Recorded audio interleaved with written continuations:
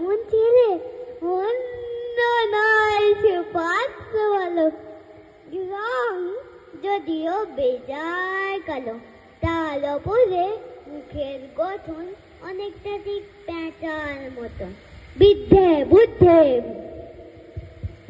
বলছি মশাই, ধনী ছেলের উদ্যোগতায় 19টি বার ম্যাট্রিকেশের ঘাইলয়ের থামলো শেষে, বিষয় গরিব কষ্টে সুস্থে দিন চলে যায়। মানুষ তো নয়, ভাইগুলো তার একটা পাগল, একটা গোয়ার, আর একটি সেন তৈরি ছেলে, যার করে নয় গেছেন ছেলে কনিষ্ঠ ঠিক তবলা বাজায়, যাত্রা দলের 5 টাকা পায়।